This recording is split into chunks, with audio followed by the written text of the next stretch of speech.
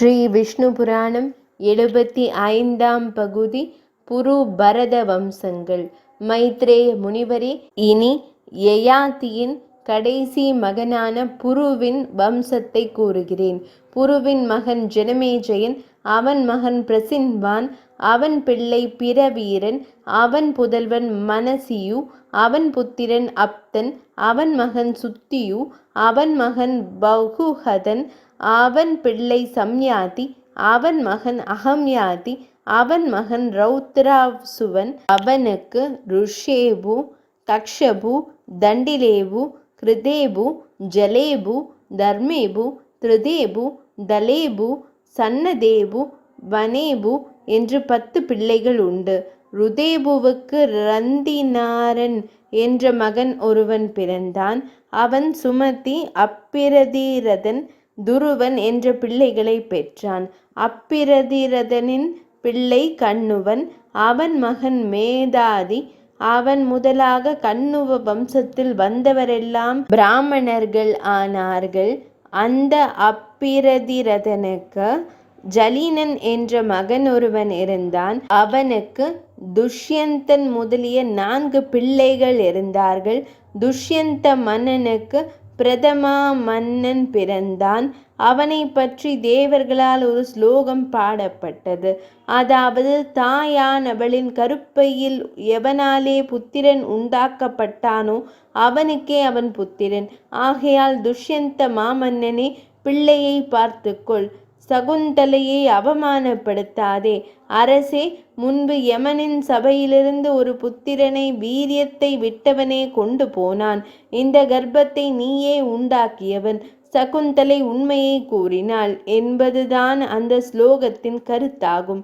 அவ்வாறு துஷ்யந்த மன்னனால் உண்டான பரத மன்னனுக்கு பத்தினிகளான 3 9 பிள்ளைகள் பிறந்தார்கள். அப்பிள்ளைகளை நோக்கி, இவர்கள் எனக்கு தக்கவர்கள் அல்லர் என்று பிதாவே கூறியதால் அப்பிள்ளைகளின் தாய்மார்கள் விபச்சார சந்தேகத்தால் தங்களின் நாயகர் தள்ளி வைத்து விடுவார் என்று பயந்து பிள்ளைகளை கொன்றுவிட்டார்கள். பிறகு புத்திர உற்பத்தி வீணாகியதால் புத்திரன் வேண்டுமென்று பரதன் விரும்பி மருத்துவர்களை குறித்து சோமயாகம் செய்தான். அது பயனை தந்தது. தீர்க்கதமசு என்பவரால் பக்கத்தில் தள்ளப்பட்ட பிரகஸ்பதியின் வீரியத்தால் பத்தினியான மமதை என்பவளிடத்தில் பரத்வாஜன் என்னும் ஒருவன் பிறந்திருந்தான். அவனையே பரதனுக்கு பிள்ளையாக மருத்துக்கள் பிரசாதித்தார்கள். மூடையான பெண்ணே, நம் இருவராலும் பிறந்த இந்த பிள்ளையை நீயே காப்பாற்று என்று பிரகஸ்பதியும், அதுபோலவே பிரகஸ்பதியிடம் மமதையும் ஆக தந்தை தாய் இருவரும் கூறிவிட்டதால் அந்த பிள்ளைக்கு பரத்வாஜன் என்ற பெயர் உண்டாயிற்று. பரதனுக்கு மக்கட்பேறு வீணான போது பிள்ளையாக கிடைத்ததால் பரத்வாஜனுக்கு விரதன் என்ற பெயரும் வழங்கலாயிற்று. அந்த விரதனுக்கு மன்யு என்பவன் பிறந்தான். அவனுக்கு பிருஹத்சத்திரன், மகாவீரியன், நகரன், கர்கன் என்ற பிள்ளைகள் பிறந்தார்கள். நகரனுக்கு சங்கிருத்தி பிறந்தான். அவனுக்கு குருப்பிருதி, ரந்திதேவன் என்று 2 பிள்ளைகள் பிறந்தார்கள். கர்கனுக்கு சினி பிறந்தான். அதனால் கார்கியர், சைனியர் என்று சொல்லப்பட்ட வம்சத்தார்கள் அனைவரும் க்ஷத்திரியராக இருந்தும் பிராமணர்களானார்கள். மகாவீரியனுக்கு துருக்ஷயன் என்ற மகன் பிறந்தான். அவனுக்கு திரையாருணி, புஷ்கரிணன், கபி என்ற 3 பிள்ளைகள் பின்னர் மகிமையால் பிராமணரானார்கள். பிருஹத்சத்திரனின் மகன் சுகோத்ரன், அவன் மகன் ஹஸ்தி. அவன்தான் ஹஸ்தினாபுரத்தை உண்டாக்கியவன். அவனுக்கு அஜமீடன், த்விஜம்மீடன், புருமீடன் என்ற 3 குமாரர்கள் ஜனித்தார்கள். பிறகு அஜமீடனின் மகன் கண்வன், அவன் மகன் மேதாதி.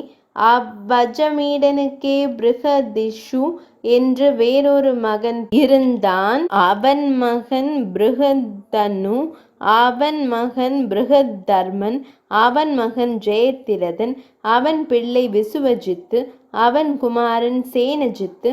அவன் புதல்வர்கள் ருச்சிராசுவன், காசியன், திரிடஹனு, வச்சஹனு என்பவராவர்.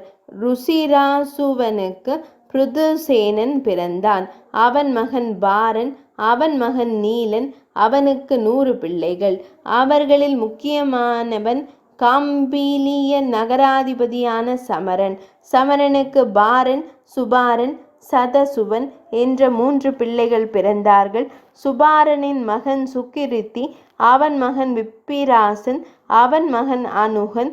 அவன் சுகரின் மகளாகிய கீர்த்தியை திருமணம் புரிந்தான். அவ்வனுகனுக்கு பிரம்மதத்தன் பிறந்தான். அவன் மகன் விஸ்வக்சேனன், அவன் மகன் உதகசேனன், அவன் பிள்ளை பல்லாடன். முன்னே சொன்ன த்விஜமீடன் என்பவனின் பிள்ளை யபீனரன், அவன் துருதிமான், அவன் பிள்ளை சத்யத்ருதி, அவன் மகன் திரிடநேமி, அவன் மகன் சுபாரிசுவன், அவன் பிள்ளை சுமதி, அவன் மகன் சந்நிதிமான், அவன் மகன் கிருதன். அவன் இரண்யநாபனால் யோகாபியாசம் செய்விக்க பெற்று பிராச்சிய சாமகருடைய 24 சங்கீதங்களை செய்தான். கிருத்தனின் மகன் உக்ராயுதன், அவனது தனையன் ஷமியன், அவன் பிள்ளை சுதீரன், அவன் மகன் ருபுஞ்சயன், அவன் புதல்வன் பகீதரன். இவர்கள்தாம் புருவம்சத்தார்கள். பௌரவர் என்றும் இவர்கள் வழங்கப்படுவார்கள். முன்னே சொன்ன அஜமீடனுக்கு நளினி என்றொரு மனைவி இருந்தாள். அவள் வயிற்றில் நீலன் என்பவன் பிறந்தான். அவன் மகன் சாந்தி, அவன் பிள்ளை சுசாந்தி, அவன் மகன் புரஞ்சயன், அவன் மகன் ரிக்ஷன், அவன் பிள்ளை அரியசுவன், அவன் மகன் திவோதாசன். அரியசுவனுக்கு அகலிகை என்றொரு பெண்ணும் உண்டு. அந்த அகலிகை சரத்வான் என்ற கௌதமருக்கு பத்தினியாகி சதானந்தர் என்பவரை பெற்றாள். சதானந்தருக்கு சத்யத்ருதி என்பவர் பிறந்து தனுர்வேதத்தை முழுவதுமாக கற்றார். அவர் ஊர்வசி என்ற அப்சரசை கண்டபோது மோகவசத்தால் அவரது வீரியம் நழுவி நாணர் கட்டையிலேயே 2 பிரிவாக விழுந்தது. அதிலிருந்து ஒரு புத்திரனும் ஒரு புத்திரியும் பிறந்தார்கள். அவர்களை வேட்டையாட வந்த சந்தனு மாமன்னன் கிருபையினால் பரிக்கிரகித்தான். அதனால் அந்த புத்திரனுக்கு கிருபன் என்றும் அந்த கன்னிகைக்கு கிருபி என்றும் பெயர்கள் உண்டாயிற்று. குமாரி கிருபியை துரோணாச்சாரியாருக்கு மனைவியாகவும் அஸ்வத்தாமருக்கு தாயாகவும் ஆனாள். திவோதாசன் என்பவன் மகன் நித்திராயு, அவனுக்கு செவனன் என்பவன் பிறந்தான். அவன் மகன் சௌதாசன், அவன் மகன் சகதேவன், அவன் மகன் சோமகன். அவனுக்கு 100 பிள்ளைகள். மூத்தவன் 5, கடைசி மகன் பிருஷதன்.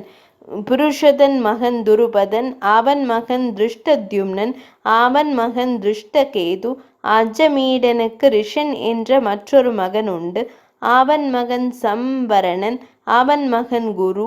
அவன்தான் தர்மக்ஷேத்திரத்தை குருக்ஷேத்திரமாக்கினான். அவனுக்கு சுதனு, ஜன்னு, பரீட்சித்து முதலிய புத்திரர்கள் உண்டானார்கள்.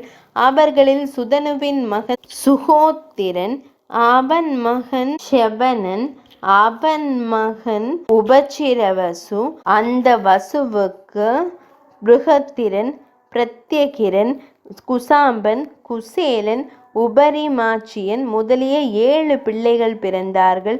பிருகத்திரதன் மகன் குச்சாக்கிரன், அவன் மகன் ரிஷபன், அவன் பிள்ளை புஷ்பவான், அவன் மகன் சத்யஹிதன், அவன் மகன் சுதனுவா, அவன் மகன் சந்து. அந்த பிருகத்திரதனுக்கு 2 பாதியாய் மற்றொரு பிள்ளை உண்டானான். அவன் ஜரை என்ற அரக்கியால் கூட்டப்பட்டதால் ஜராசந்தன் என்ற பெயரை பெற்றான். அவன் மகன் சகதேவன், அவன் மகன் சோம்பன், அவன் மகன் சுருதி, சிரவசு. இவர்கள்தான் மகத தேசத்தை ஆண்டு வந்த மன்னர்கள். இவர்கள் மாகதர் என்று வழங்கப்பட்டனர். 75ஆம் பகுதி நிறைவடைந்தது.